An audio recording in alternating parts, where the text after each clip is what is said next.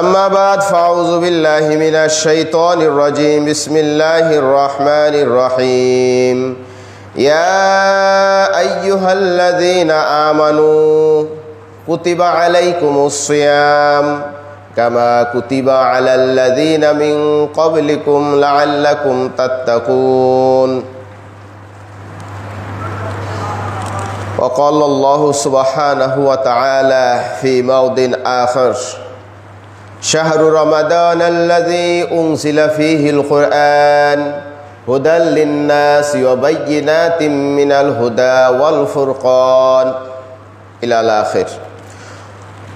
قال النبي صلى الله عليه وسلم من صام رمضان إيمانا واحتسابا غفر له ما تقدم من ذنبه رواه البخاري. وقال النبي صلى الله عليه وسلم من قام رمضان إيمانا واحتسابا غفر له ما تقدم من ذنبه. وقال النبي صلى الله عليه وسلم من قام ليلة القدر إيمانا واحتسابا غفر له ما تقدم من ذنبه. আলহামদুলিল্লাহ, যাবতীয় প্রশংসা এবং কৃতজ্ঞতা গুণগান সেই মহান রব্বুল আলামিনের জন্য, যিনি আমাদের একমাত্র খালেক, একমাত্র মালিক, একমাত্র রব, যিনি দয়া করে, মায়া করে, স্নেহ করে, ভালোবেসে বিনা দরখাস্তে আমাদেরকে আশরাফুল মাখলুকাত, সৃষ্টির শ্রেষ্ঠ জীব মানুষ রূপে সৃষ্টি করে সৃষ্টির শ্রেষ্ঠ মানুষ সাইয়্যিদুল মুরসালিন, খাতামুন নবিয়্যিন, রাহমাতুল লিল আলামিন মুহাম্মদ রাসূলুল্লাহ সাল্লাল্লাহু আলাইহি ওয়াসাল্লামের উম্মত করে এই ধরাধামে প্রেরণ করেছেন। দিন বুঝার, দিনের উপরে টিকে থাকার, দিন নিয়ে চলাফেরা করার, চিন্তা ভাবনা করার তৌফিক দিয়েছেন। সর্বশ্রেষ্ঠ মাস শাহরু রমাদান পাওয়ার, সিয়াম রাখার তৌফিক এনায়েত করেছেন। সর্বশ্রেষ্ঠ দিবস জুমার এই দিবসে আগে আগে এসে মসজিদে একত্রিত হওয়ার, আল্লাহর কালাম এবং রাসূল ইসলামের হাদিস থেকে কিছু আলোচনা করার এবং শোনার তৌফিক দিয়েছেন। সেই মহান রব্বুল আলামিনের দরবারে কৃতজ্ঞতা চিত্তে সবাই বলি আলহামদুলিল্লাহ।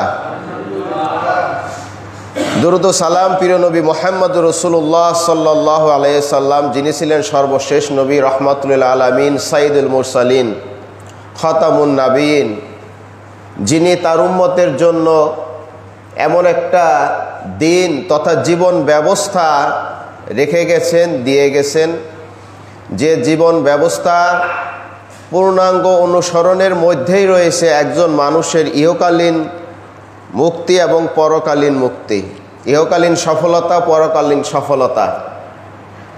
সেই প্রিয় নবী মুহাম্মদ রাসূলুল্লাহ সাল্লাল্লাহু আলাইহি ইসলামের তরে দুরূদ প্রেরণ করছি। আল্লাহুম্মা সাল্লি আলাইহি আল্লাহুম্মা বারিক আলাইহি।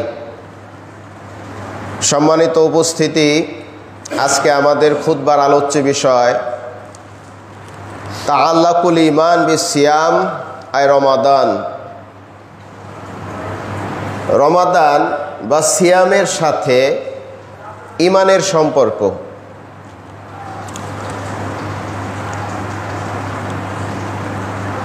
রব্বি ইশরাহ লি সাদরি ওয়া ইয়াসসির লি আমরি ওয়াহলুল উকদাতাম মিন লিসানি ইয়াফকাহু কওলি। আজ পবিত্র মাহে রমাদানের দ্বিতীয় জুমআ।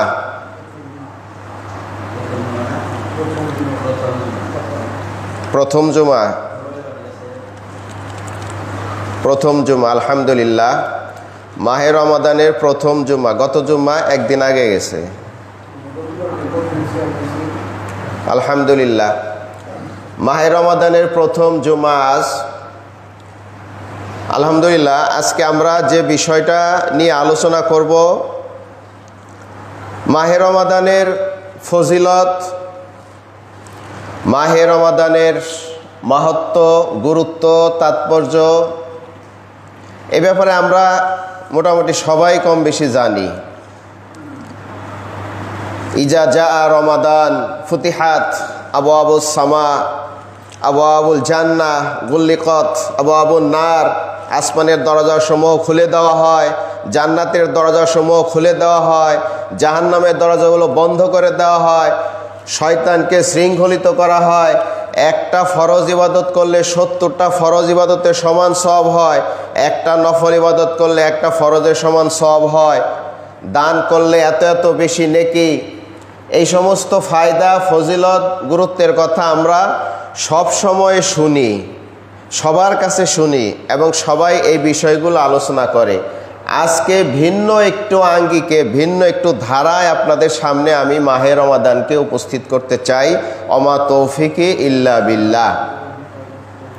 সম্মানিত উপস্থিতি, মহান রব্বুল আলামিন সূরা বাকারার 193 আয়াত থেকে শুরু করে 83, 84, 85, 86টাও মাহে রমজানের সাথেই সম্পৃক্ত। 87 মানে পুরো একটা রুকু আল্লাহ তাআলা মাহে রমাদান সম্পর্কে নাজিল করেছেন।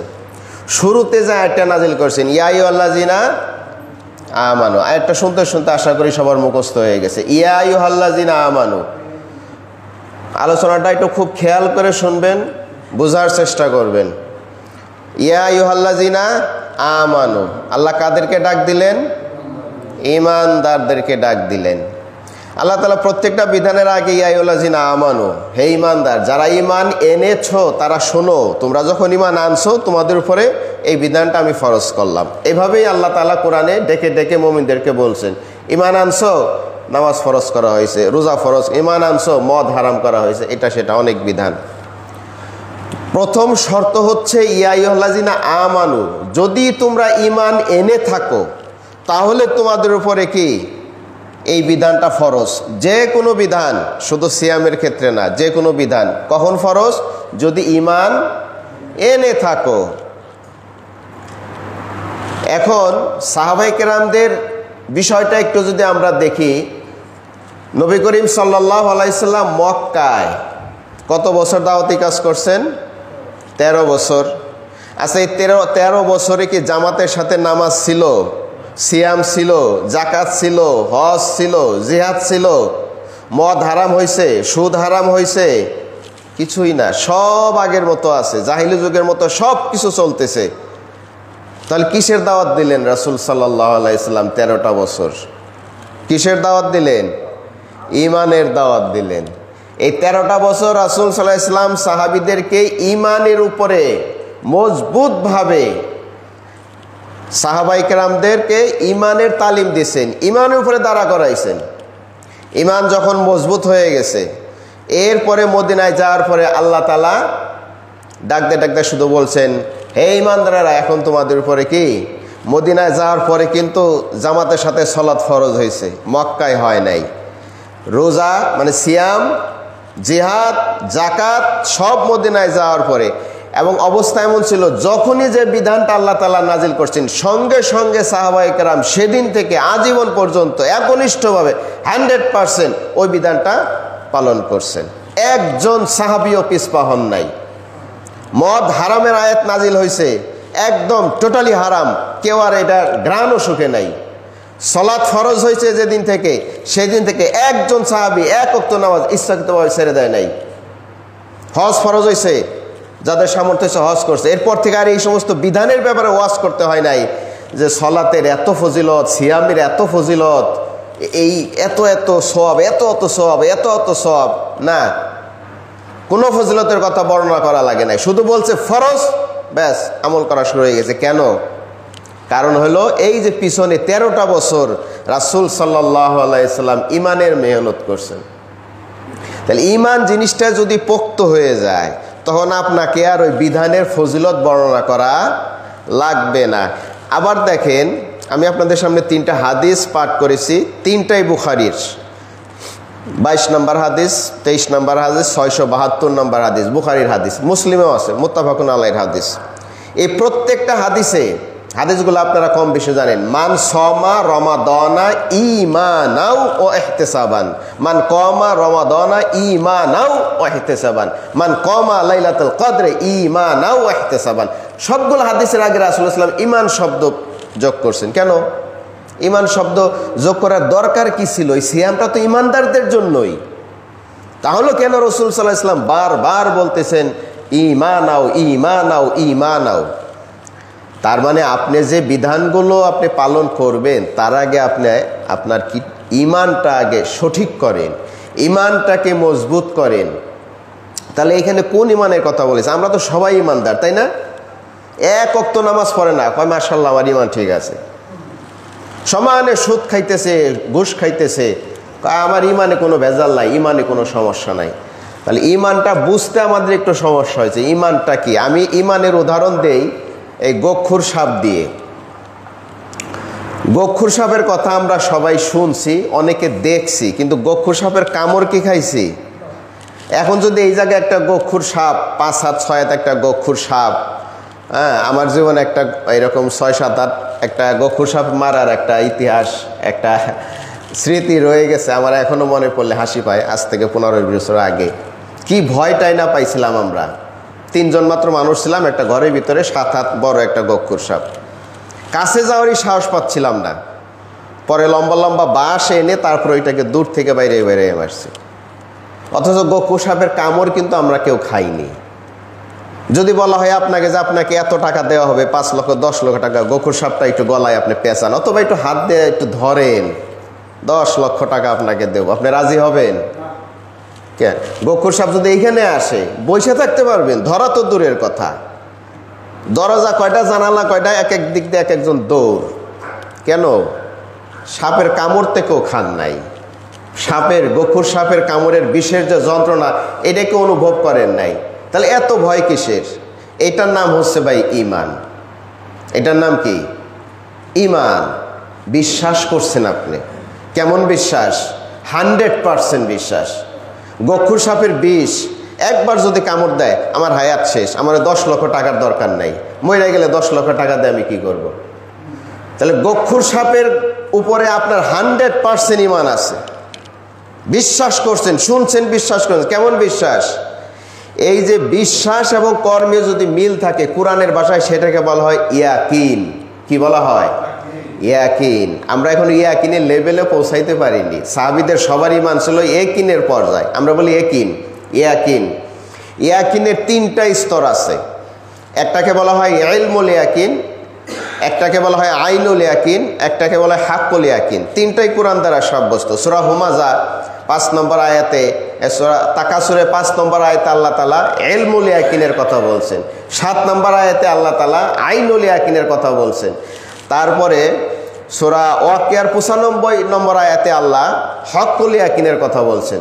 অর্থাৎ এই ঈমান, বিশ্বাস, আন্তরিক বিশ্বাস এবং কর্ম, এই 2টার সংযোগে হয় ইয়াকিন। শুধু বিশ্বাস করলেন, মুখে বললেন আপনি স্বীকার করি, কিন্তু অন্তর দিয়ে সেটা আপনি কি করলেন না, আন্তরিকভাবে বিশ্বাস করলেন, আমলও করলেন না, সেটা কিন্তু ইয়াকিন না, সেটা বিশ্বাস। এখন আপনি একটা গক্ষুর সাপ অথবা আপনি আগুনে হাত দিলে হাত পুড়ে যায়, তারপরে আপনি কোনো ব্যক্তি আগুনের ভিতরে হাত দিল, হাত পুড়ে গেল, এখন সে যন্ত্রণায় ছটফট করছে, কিরে ভাই হাত দিয়েছে কেন? কয় আগুনে হাত দিলে যে হাত পুড়ে, এটা আমি আসলে অত বুঝতে পারিনি। তাহলে আপনারা তাকে কি বলবেন? বেকুব, নির্বোধ। সবাই বিশ্বাস করে আগুনে হাত দিতে হবে কেন? আগুনে হাত দিলে হাত পুড়ে যায়, যন্ত্রণায় ছটফট করে মানুষ, এটা তো বুঝে সবাই, এটা শুনে বিশ্বাস করছে।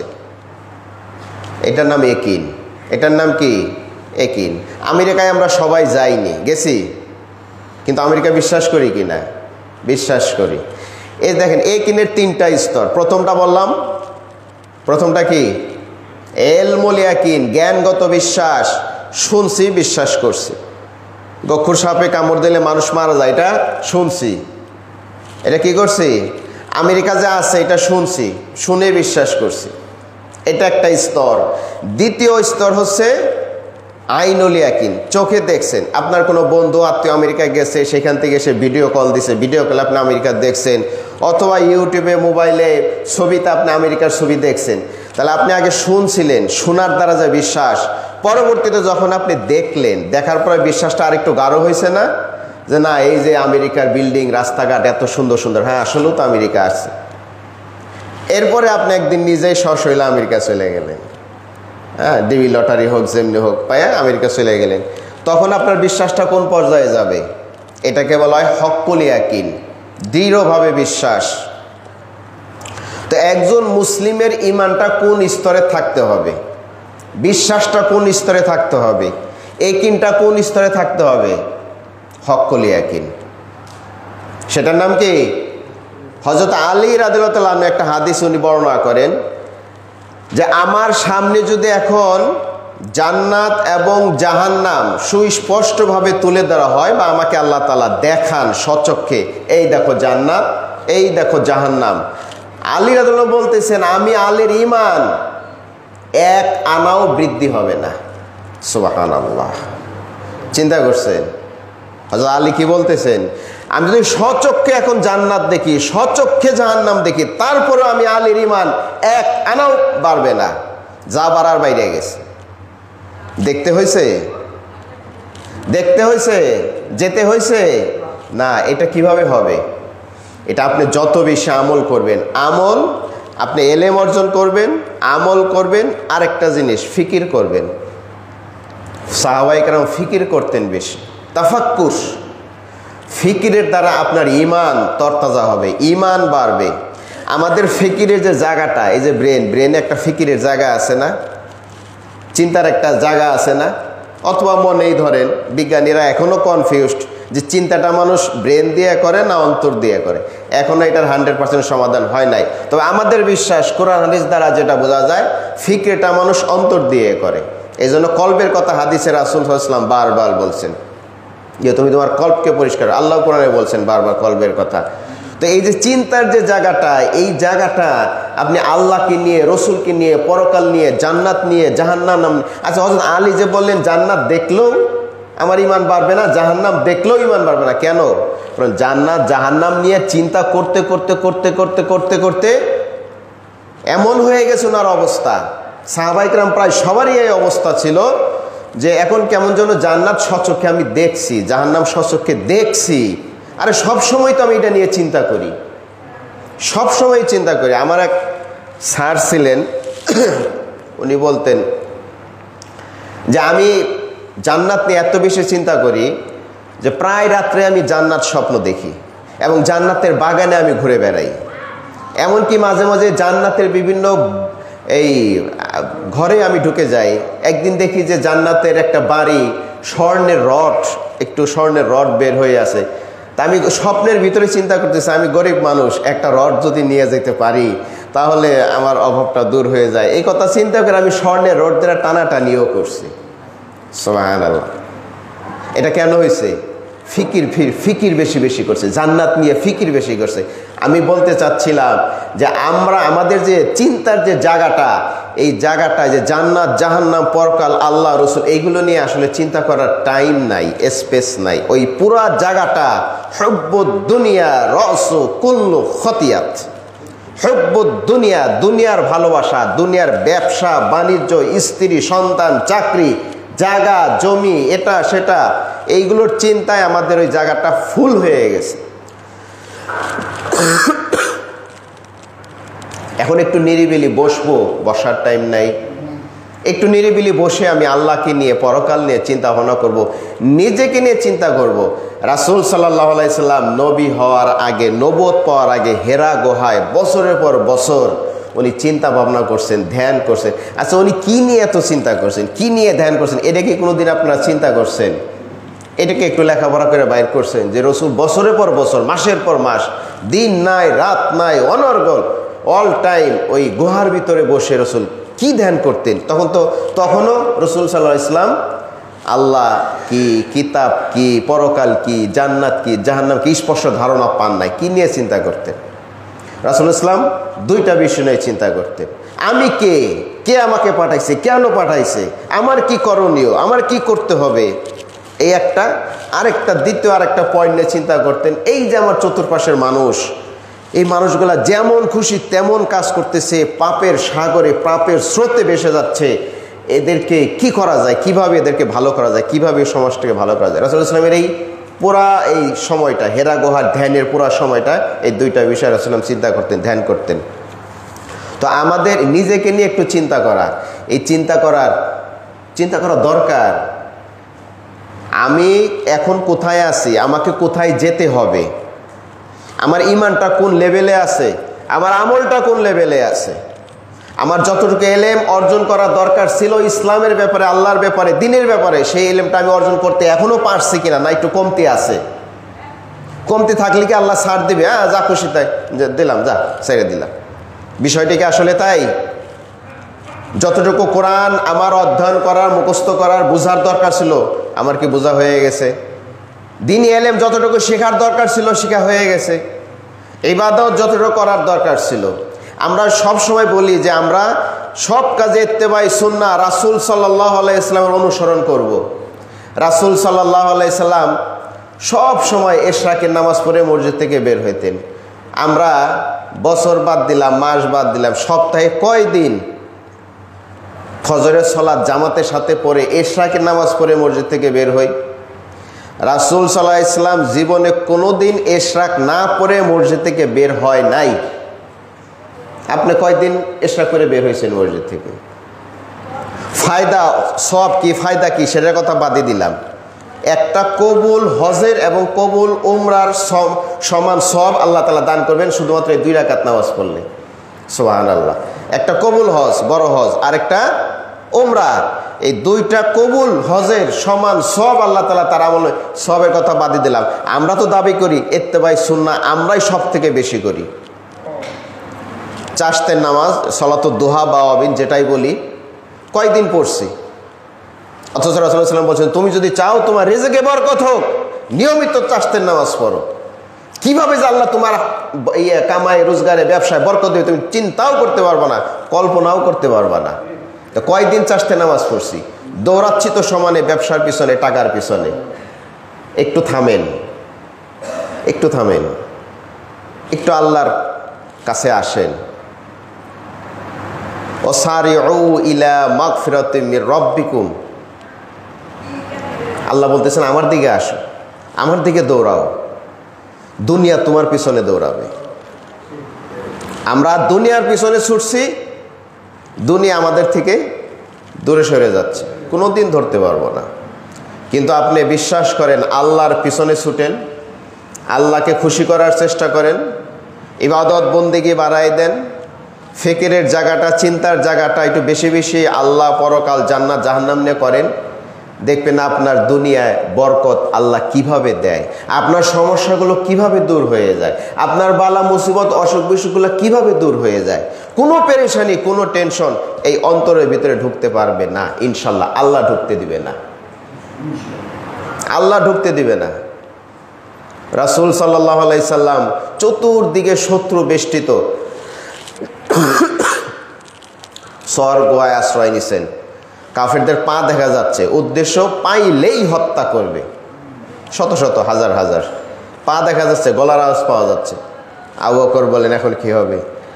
রাসূলুল্লাহ ইসলাম একটু চিন্তা করছেন, পেরেশান হয়েছেন, হাসি মুখে বললেন লা তাহজান ইন্নাল্লাহা, এই চিন্তা করো কে, আল্লাহ আছে। চিন্তা করছেন, চিন্তা করছেন। তো এই যে ইমানের জায়গাটা, এই জায়গাটা একটু ফিকির লাগবে। কি লাগবে ভাই? ফিকির লাগবে। ফিকির না করলে আপনার ইমান বাড়বে না। আর ওই যে ইমানের 3টা স্তর, শেষের স্তরটা কি বলছি? একটা হলো মুখস্থ করতে হবে, তো একটা কি হাক, একটা কি প্রথমটা কি ইলমুল ইয়াকিন, প্রথমটা ইলমুল ইয়াকিন, দ্বিতীয়টা কি আইনুল ইয়াকিন, তৃতীয়টা কি হক্কুল ইয়াকিন। হ্যাঁ, 3টাই কোরআনে আছে। হক্কুল ইয়াকিন আমাদের পৌঁছতে হবে। এই পৌঁছাটা রমাদান আমাদেরকে সহযোগিতা করে, এই পৌঁছাটা রমাদানের সিয়াম আমাদেরকে সহযোগিতা করে। এই জন্য আমি বলছি যে রমাদান এবং সিয়ামের সাথে ইমানের সম্পর্ক।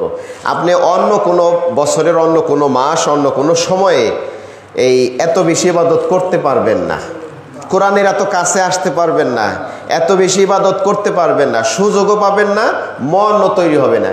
কিন্তু এই মাসে আল্লাহর একটা বিশেষ রহমত আছে। এই মাসে আপনি বেশি বেশি ইবাদত করতে পারবেন। সারাদিন রোজা রাখার পরেও জামাতের সাথে তারাবির নামাজ পড়া 4টিখানি কথা না। আপনি অন্য বছর চিন্তাই করতে পারবেন না, কিন্তু এই মাসে মানুষ ইজিলি এটা পারে। দান সৎকা বেড়ে যায় না? বেড়ে যায়। নফল ইবাদত কোরআন তেলাওয়াত বাড়ে না? বাড়ে। তাহলে এই মাহে রমাদান আমাদের ঈমানকে বৃদ্ধি করার মাধ্যম, সুযোগ এবং পিরিয়ড এই মাহে রমাদান। এই জন্য আমার আজকের আলোচ্য বিষয় রমাদানের সাথে সিয়ামের সাথে ঈমানের সম্পর্ক ওতপ্রোত ঘনিষ্ঠ। এই সুযোগে আপনার ঈমানটাকে আপনি বাড়াই ফেলেন, আমরা আমাদের ঈমানটাকে বাড়াই ফেলি, মজবুত করে ফেলি, ঈমানটাকে ইয়াকিনের পর্যায়ে নিয়ে যাই এবং ইয়াকিনের তৃতীয় স্তর যেটা হাক্কুল ইয়াকিনের পর্যায়ে নিয়ে যায়। আল্লাহ তাআলা আমাদেরকে তৌফিক দান করুক, আমিন। আল্লাহ তাআলা ঈমানের কথা বললেন শুরুতে, রাসূল সাল্লাল্লাহু আলাইহি ওয়াসাল্লাম ঈমানের কথা বললেন। ঈমানের আরেকটা ব্যাখ্যা আপনাদেরকে দেই, সেটা হলো আমাদের সবার ঈমান আছে। যে ব্যক্তি মাজারে যায়, মাজারে সেজদা দেয়, বাবার পায়ের উপরে গিয়ে সেজদা দেয়, সেও ঈমানের দাবিদার। তো এইখানে কোন ঈমানের কথা বলা হয়েছে? সূরা আনআমের ৮২ নম্বর আয়াতে আল্লাহ তাআলা ইরশাদ করেন, আল্লাযীনা আমানু ওয়া লাম ইয়ালবিসু ঈমানাহুম বিযুলমিন উলাইকা লাহুমুল আমনু ওয়া হুম মুহতাদুন। সূরা আনআমের ৮২ নম্বর আয়াতে আল্লাহ তাআলা বলেন, যারা ঈমান এনেছে এবং তাদের ঈমানের সাথে কোনো প্রকারের জুলুমকে মিশ্রণ করে নাই, তারাই হচ্ছে হেদায়েত প্রাপ্ত, তারাই নিরাপত্তা লাভ করবে। সাহাবায়ে কেরাম এই আয়াতটা নাজিল হওয়ার পর একটু ভীত হয়ে গেলেন, বললেন, ইয়া রাসূলুল্লাহ সাল্লাল্লাহু আলাইহি ওয়াসাল্লাম, আমাদের ভিতরে এমন কে আছে যে তার ঈমানের সাথে জুলুম মিশ্রিত হয় নাই?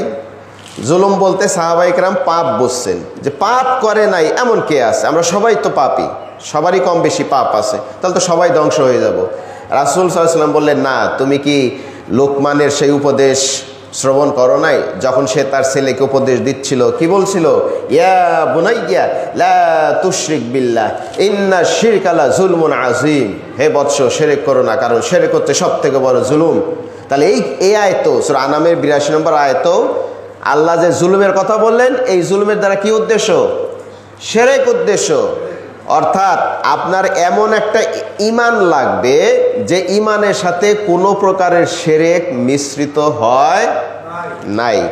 এইরকম ঈমান যদি থাকে, তাহলে সেই ঈমান আপনার জন্য এই রমাদান ফলপ্রসূ হবে, লাভবান হবে।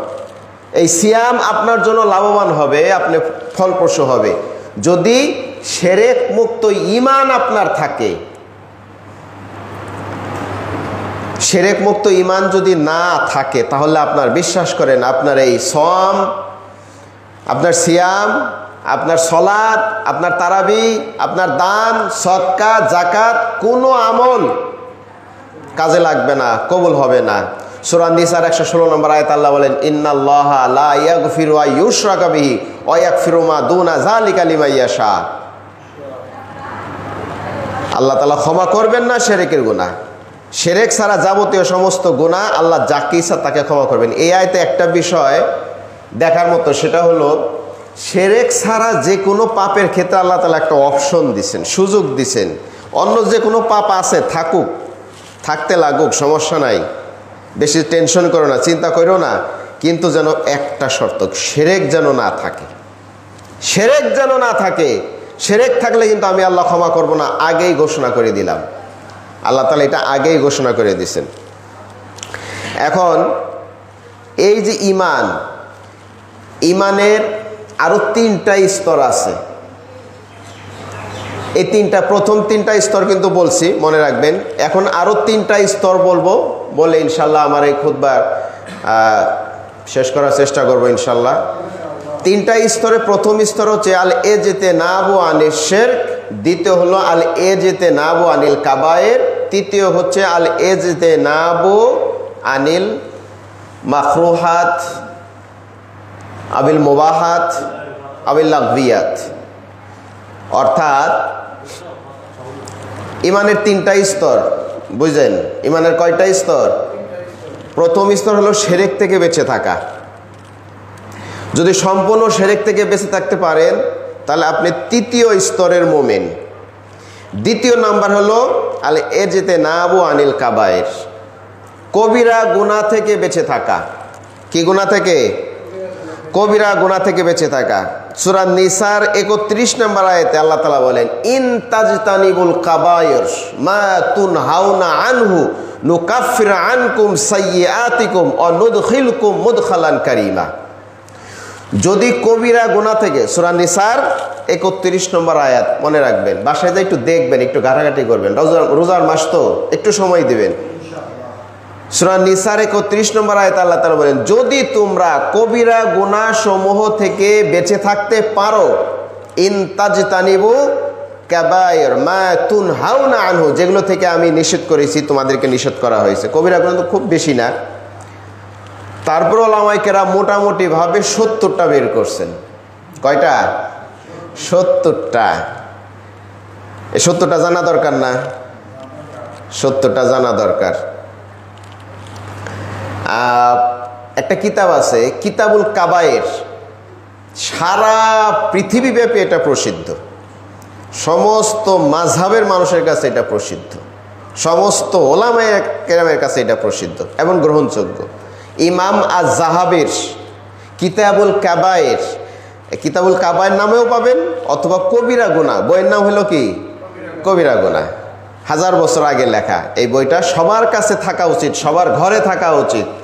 এই বইয়ের ভিতরে ইমাম আয-যাহাবি ৭০টা কবিরা গুনাহকে লিপিবদ্ধ করছেন দলিল সহ, মা'আদ দালাইল, কোরআন এবং হাদিসের দলিল দিয়ে যে এটা কবিরা গুনাহ। এবং কবিরা গুনাহ কোনগুলা, এইটার ডেফিনেশন সমস্ত ওলামায়ে কেরামের নিকটে এক, যে গুনার বিপরীতে কোরআন এবং হাদিসে কোনো প্রকারের হুমকি, ধুমকি, শাস্তি, জাহান্নাম ইত্যাদির কথা বলা আছে, থাকলে সেটা কবিরা গুনাহ। যদি না থাকে সেটাকে আপনি কবিরা গুনাহ বলতে পারবেন না। আপনি ফট করে একটা ফতোয়া দিয়ে দিবেন যেটা কবিরা গুনাহ, এটা করা ফরজ, এটা করা ওয়াজিব, না করলে গুনাহ হবে না, এই অধিকার আল্লাহ তাআলা আপনাকে দেয় নাই।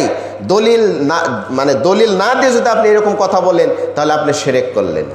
সূরা শুআরা পড়ে দেখবেন, শুআরার ভিতরে আল্লাহ তাআলা বলছেন যে আমলাহুম শুরাকা, যে যারা আল্লাহর এবং রসুলের একমাত্র বিধান দেওয়ার মালিক, এই বিধান যদি কেউ মাতবরি করে নিজেরা বিধান দেয়, সে শিরক করলো। সে কি করলো? শিরক করলো। কাজে এই শরীয়তের বিধানে ক্ষেত্রে আপনি ফট করে বলতে পারবেন না যে এটা ফরজ, এটা ওয়াজিব, এইটা করলে গুনাহ হবে, না করলে গুনাহ হবে, এগুলো বলার অধিকার নাই দলিল ছাড়া। আগে দলিল দিতে হবে।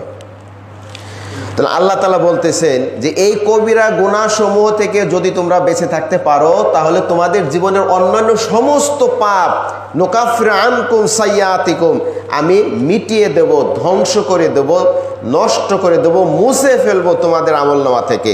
ওয়া নুদখিলুকুম মুদখালান কারীমা, এবং অতি সম্মানিত একটি জায়গায় তোমাদেরকে আমি প্রবেশ করাবো, সেটা হচ্ছে জান্নাত। তাহলে ঈমানের দ্বিতীয় স্তরটা কি? প্রথম স্তর কি? শিরক থেকে বেঁচে থাকতে হবে। শিরকের তো বিশাল আলোচনা, ইনশাআল্লাহ আমরা ভবিষ্যতে শিরক কাকে বলে, কত প্রকার, স্তর কয়টি, এর বিস্তার কিভাবে ঘটে, বিস্তারিত আলোচনা করব ইনশাআল্লাহ, আল্লাহ যদি তৌফিক দান করেন। তাহলে শুধু বললাম শিরক থেকে বেঁচে থাকতে হবে। 1 নাম্বার শিরক মুক্ত ঈমান, এটা হলো ঈমানের তৃতীয় স্তর। দ্বিতীয় স্তর কি বললাম? কবিরা গুনাহ থেকে বেঁচে থাকা, এটা হলো ঈমানের বা ঈমানদারের দ্বিতীয় স্তর। আমাদের সমাজে এমন মানুষ আছে কি না, মানে কি বলবো, এটা কোন স্তরে পড়ে, মানে ঈমানেরও দাবি করে, মুসলিম,